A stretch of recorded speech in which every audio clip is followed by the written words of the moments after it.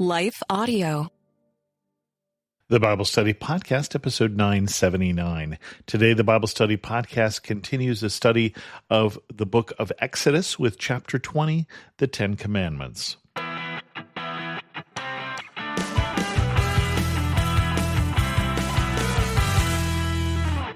Welcome to the Bible Study Podcast. I'm your host, Chris Christensen. We're going to talk about the Ten Commandments today on the Bible Study Podcast, but first a word from this sponsor.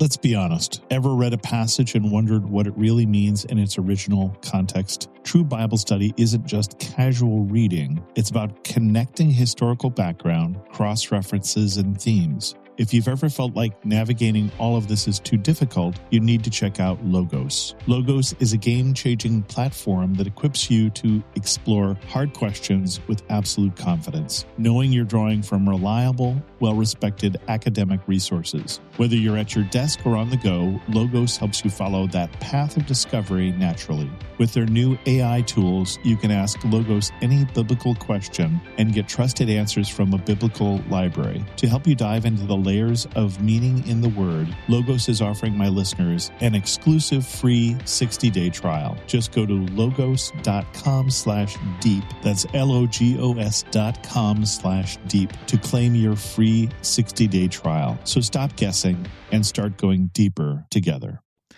These may be familiar to you, and I would be surprised if they are not. This is a section that isn't actually labeled in the text itself as the Ten Commandments, but that's certainly what we call it by.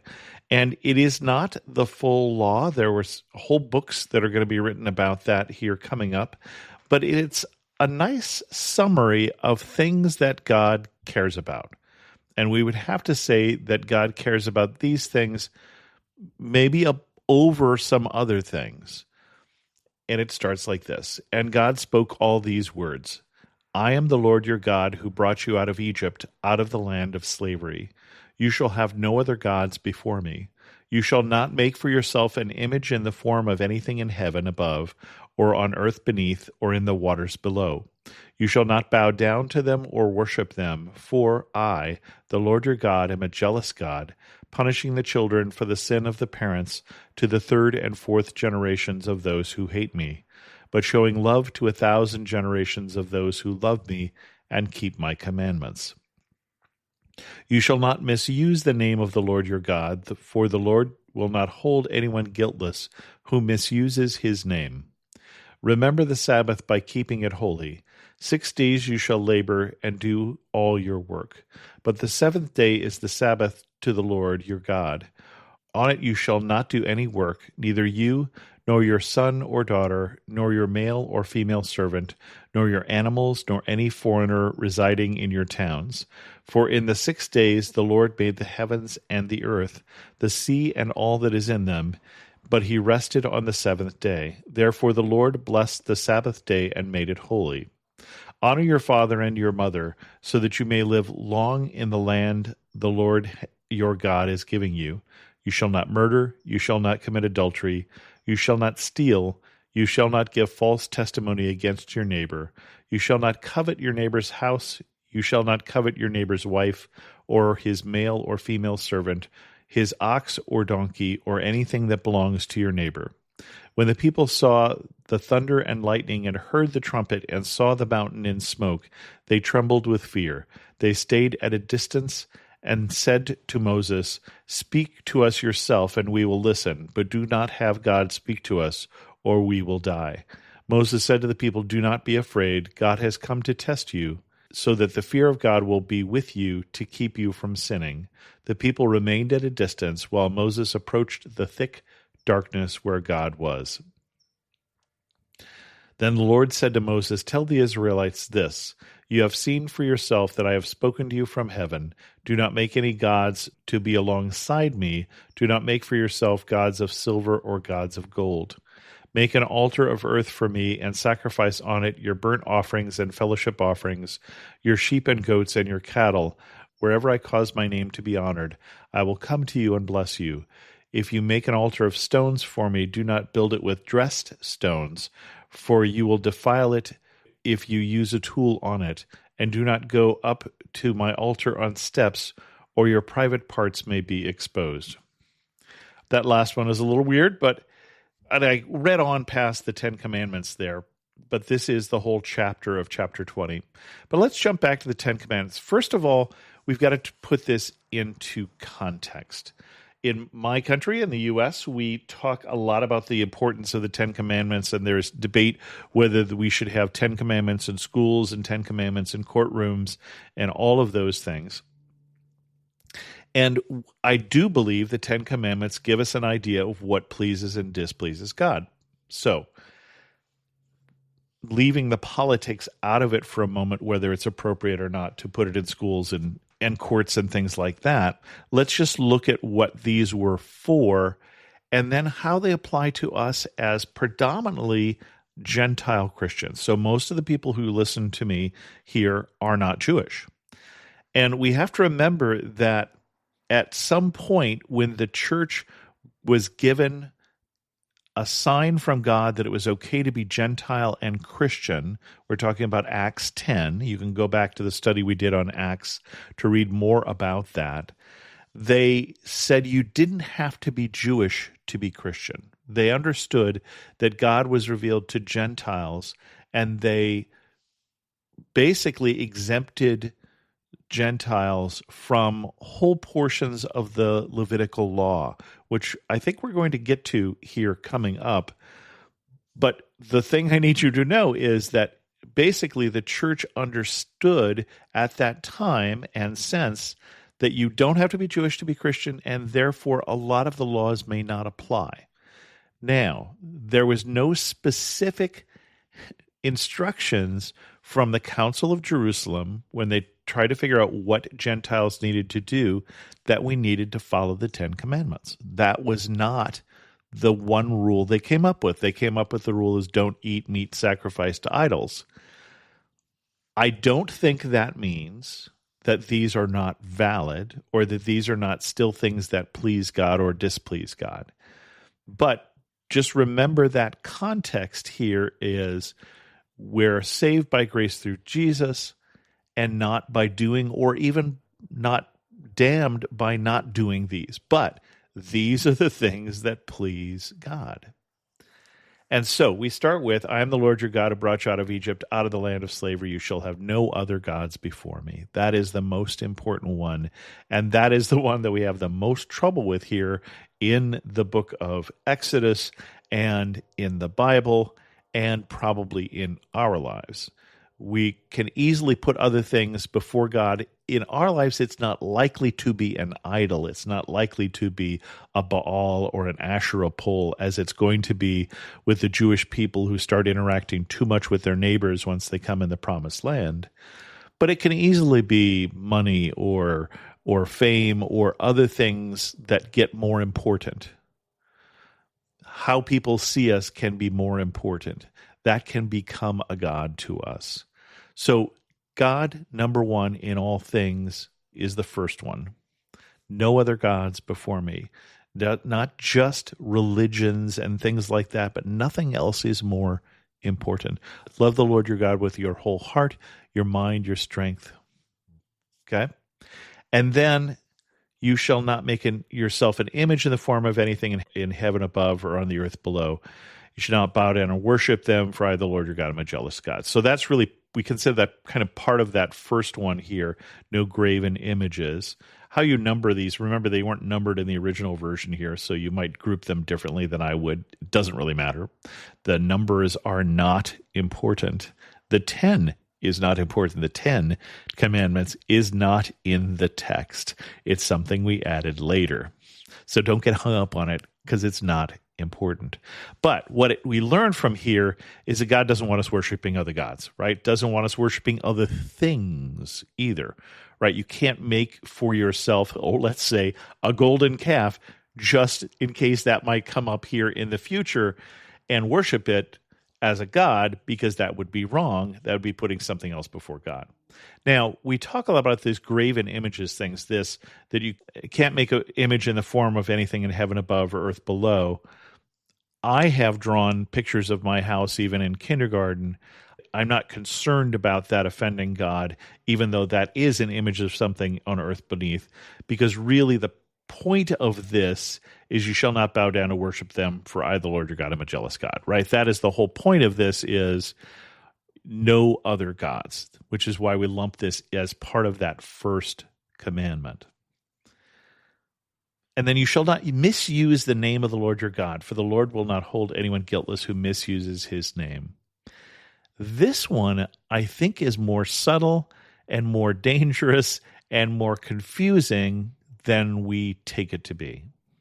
So we talk about it as if it means I shouldn't use Jesus' name, for instance, as a swear word. Well, I don't think you should, but I think it means more than that. Let's say we have two people, one young man who is cursing and he is using Jesus as a swear word. Don't think that that pleases God. And somebody else who is a minister or a religious person who is saying things that are wrong and misleading and sending people in the wrong direction away from God, and says that I am telling you this in the name of Jesus, and telling you this because God revealed it to me. That would also be misusing the name of the Lord. Which of those do you think would be more important to God? I don't think it's just that swearing thing. I think when we think of this as swearing, we're really not getting the heart of the matter here. When I misuse the name of the Lord, if I call on the name of the Lord, I present something as being of God's authority. The name of somebody meant their authority and power. Think of it as if God were a king, okay? So you've got rules against misusing the name of the king, okay? Well, certainly that's going to cover things like if I say, the king such and such should go to hell, that would probably get me in trouble.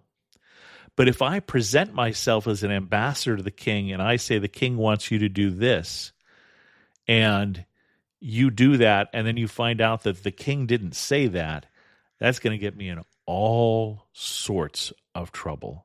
That's treason. That's not a you get lashed kind of offense, even in the Middle Ages. That's a you get strung up kind of offense. So which of those do you think is more important to God? Remember the Sabbath day and keep it holy. Here's another one we have some trouble with. What does it mean to keep the Sabbath?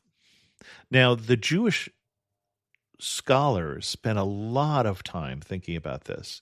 And if you have a friend who is conservative Jewish, then they have rules that have been handed down to them in terms of light switches that can't be turned on or off on Saturday, the Sabbath. And you might have these days things that go into automatic mode on the Sabbath, like elevators that go up and down because nobody is allowed to push a button to call them. You might see these in Israel or someplace like that. Okay, so Jesus had some trouble, in fact, with how people understood the Sabbath. And we have to remember that when we look at this, because what he said was, the Sabbath was made for man, not man for the Sabbath. I'm going to say it again because Jesus said it, so it's important. The Sabbath was made for man, not man for the Sabbath. And so what he was saying is the big point of this is that you need rest. That Sabbath is something that is good for you. So all those little rules about what you can and you cannot do might be missing the point. He's not saying that you should do everything on the Sabbath, but that you need rest. Now, Christians started celebrating on Sunday and not Saturday, and that was their holy day because Jesus rose from the dead on Sunday. Were they violating the Sabbath by not worshiping on Saturday? Well, they didn't think so. They were still getting rest. They were still worshiping God. And that is the heart of this commandment, is that we worship God, we set aside time to worship God, and that we also rest, that we take a break. We need breaks. It's something that we need, and God knows. And so think of this commandment that way. The next one I think is a little more obvious, as are some of the rest of them. Honor your father and your mother so you'll live long in the land the Lord is giving you. So treat your parents with the respect they deserve. Now, that's a tricky one because you may think they don't deserve your respect, but because they are your parents, they deserve some respect. And that's it, period. You shall not murder. That one we think is fairly obvious. Although Jesus said, remember, if you hate your brother, you're really already slipped into murder. Right? Do not commit adultery. If you look at a woman with lust, Jesus said you've already committed adultery. So he made some of these more difficult. But remember, the point of these is a lot of the things from 12 down have to do with not our relationship with God, but our relationship with one another, our relationship with the parents there in terms of honor your father and your mother. And then obviously your relationship with others is going to be affected if you're murdering, committing adultery, or stealing. Right? If I take stuff from you, you're not going to think as highly of me. We're going to break that relationship. If I pledge myself to be married and promise to be married for the rest of my life and then start sleeping with other women, I guarantee you it will affect my relationship with my wife. And I don't even mean if she knows about it. I mean, it's going to affect it anyway, and not in a good way. You shall not give false testimony against your neighbor. Does this just mean in court? Could it also mean over the back fence when you're gossiping about somebody? Could it mean on social media when you're saying somebody did something and you really didn't even look it up to see if it was true and didn't spend any time on it? Isn't that also false testimony? Because who is my neighbor? Jesus drew that boundary really wide when he was talking to a Pharisee who wanted to know who wasn't his neighbor. You shall not covet your neighbor's house. You shall not covet your neighbor's wife, or his male or female servant, or ox or donkey, or anything that belongs to your neighbor. There's a bunch of commandments in there. Basically, be content with your stuff, with your life, with your lot. Because living with covetousness, jealousy, wanting what you have, sometimes just because you have it. That's what it looks like when you're 3, right? My favorite toy is whatever toy you've got. And sometimes as adults, we act like 3-year-olds. It's not great when you see it in a 3-year-old. It is really, really, really not great when you see it in an adult. And covetousness can also break community. When I can't be happy for your success, whether it's because you won the spelling bee or you got the promotion or you got the new car, whatever it might be, that breaks the relationship and breaks community. When people saw thunder and lightning and heard the trumpet and saw the mountain, they trembled with fear. They basically say, I don't really want to hear God again. Could you just be an intermediary for us? Because this is scary stuff.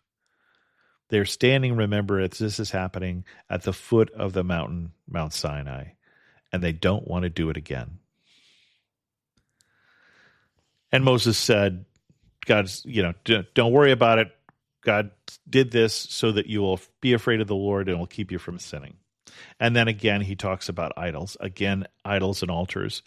Altars, how to build them. We don't build altars these days, but it's interesting. Don't make it out of cut stone because tools will deface it. We don't have to build altars, so we don't worry about it. Don't have steps or your private parts may be exposed.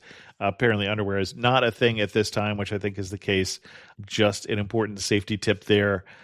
But the big thing there is no other gods. Nothing else more important than God. Doesn't just mean idols in a traditional sense. And with that, we're going to end this episode of the Bible Study Podcast. If you have any questions, send an email to chris2x@gmail.com, or better yet, leave a comment on this episode at thebiblestudypodcast.com. And as always, thanks so much for listening.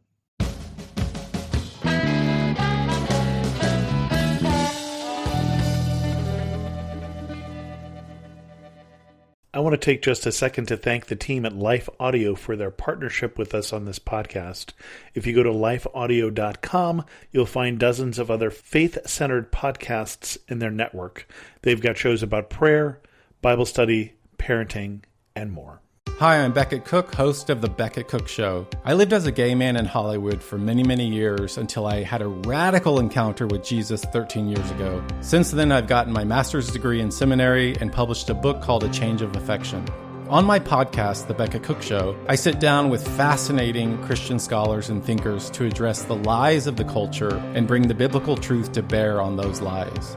To start listening now, go to lifeaudio.com or search for The Becket Cook Show on your favorite podcasting platform. The Historical Jesus Podcast is the sweeping saga of the life and times of Galilean Jesus of Nazareth, as well as the faith, religion, and church founded to honor and disseminate his acts and teachings. Join me, Mark Vinette, on this fascinating journey through time, exploring the many great works of Christian theology, literature, architecture, music, and art inspired by the words and deeds of Jesus Christ.